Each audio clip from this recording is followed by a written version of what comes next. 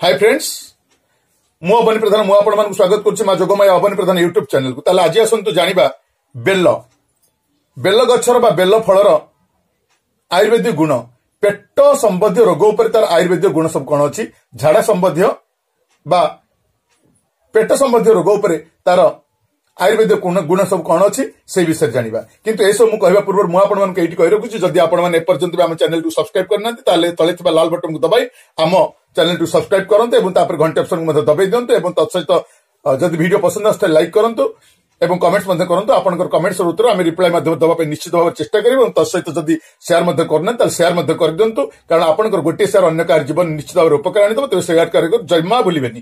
ताले आसंतु जानिबा bell baler Ayurvedic औषधीय गुण, पेट संबंधी रोग उपरे बा झाड़ा संबंधी रोग उपरे कौन अच्छी। ताहले आसंतु प्रथमे आमे जानिबा बेलर परिचय।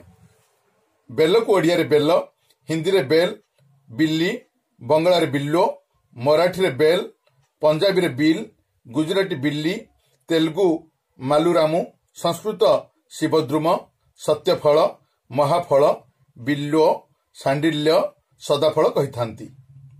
ताले एथर आसंतु जानिबा आमे यार आयुर्वेदिक प्रयोग कौन अच्छी। झाड़ा रोग, गोटे कसीबेल को निआरे पड़ी मिश्री मिसाई खाली पेटरे झाड़ा भल हेबा पर्यंत खाइले पुरातन झाड़ा भल होइथाय। बेल मूल को सिझाई तार क्वाथरे चीनी मिसाई 1 चमच मात्रा दिन को 3 थर खाइले पिलांकर अतिसार भल होइथाय।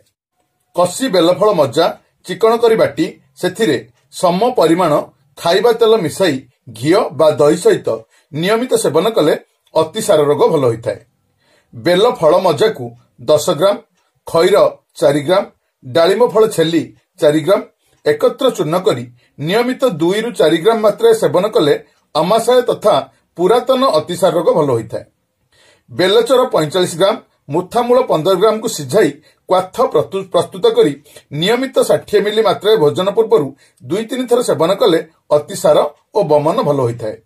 कंचा बेल को पोड़ी तार रस को गरम पानी और भजा पान मधुरी सहित मिसाई ठंडा करी छाणी प्रतिदिन 3-4 थर सेवन कले अतिसार बा डिसेंट्री रोग भल होइथाय। 12 ग्राम पोड़ा बेलर मज्जा, 12 ग्राम आंब कोइली क्वाथ सहित महू और चीनी मिसाई सेवन कले बांती और अतिसार भल होइथाय। कंचा कसीबेल को पोड़ी तार मज्जा सहित सम परिमाण गुड़ मिसाई चकटी सकाळु खाली पेटरे 15 दिन जाए सेवन कले अतिसार और कोष्ठकाठिन्य रोग दूर होइथाय। मुथा, सुंठी और बेलचेर को समभागरे नेई तार क्वाथ प्रस्तुत करी वयस्क 60 मिली और शिशु माने 30 मिली मात्रा सकाळु खाली पेटरे सेवन कले बांती, अतिसार और मलेरिया ज्वर भल होइथाय। कंचा बेल फलर मज्जा 50 रु 100 ग्राम मात्रा नेई ता सहित अलैच और चीनी मिसाई भल भाव चकटी दे सरबत प्रस्तुत करी शिशु मानक सेवन कराइले अजीर्ण, अरुचि और अतिसार भल होइथाय।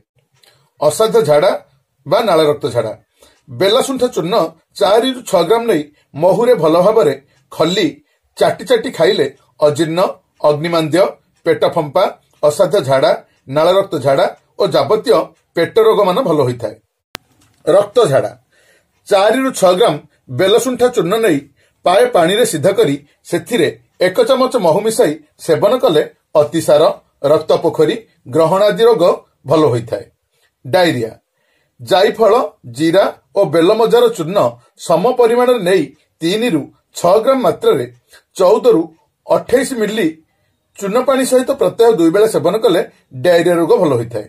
डिसेंट्री बेल मजा चूर्ण 3 ग्राम, कला राशि चूर्ण 2 ग्राम को लहुणी बा दही सहित नियमित 2-3 थर सेवन कले डिसेंट्री भल होइथाय। अरुचि कंचा बेलर मजा 6 ग्राम, अलैच 5 ग्राम, चीनी 5 ग्राम एवं 10 ग्राम मंजीरू पाचन प्रस्तुत करी सेही क्वाथ को बयस अनुपान 1 मिली 10 मिली जाए शिशु को सेवन करने को देले शिशुर अरुचि दूर होई झाड़ा टाण होइथाय। पुरातन डिसेंट्री कुरेई छेली 2 भाग, बेल फल मजा 1 भाग, पान महुरी 1 भाग, हरिडा फल 1 भाग, चीनी 3 भाग को चूर्ण करी भल भाव मिसाई सेथिरे इसबगुल भूसी मिसाई 3 रु 6 ग्राम मात्रा दिन को 2 थर सेवन कले पुरातन डिसेंट्री रोग भल होइथाय। नाल रक्त झाड़ा 7 ରୁ 10ଟି ବେଲପତ୍ରକୁ 1 ଚାମଚ ଜିରା ସହିତ ବାଟି ଦିନକୁ 3 ଥର ଲେଖାଏଁ 5 ଦିନ ସେବନ କଲେ ନାଳ ରକ୍ତଝାଡା ଭଲ ହୋଇଥାଏ।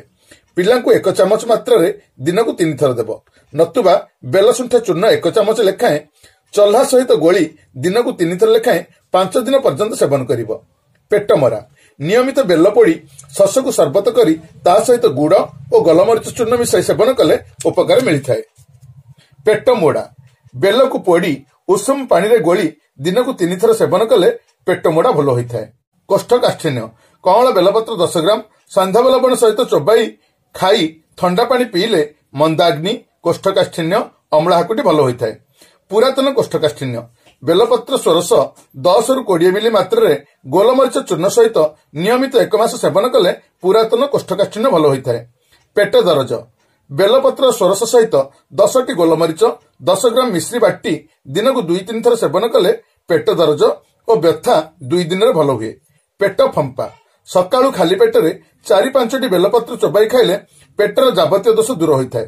କ୍ଷୁଧା ବୃଦ୍ଧି ହୁଏ ଗୋଲମରିଚ ସହିତ ବାଟି ପାନ କଲେ 3-4 ପାନ କଲେ ଅଜୀର୍ଣ୍ଣ, ପେଟ ଫମ୍ପା ଆଦି ଦୂର ହୋଇଥାଏ।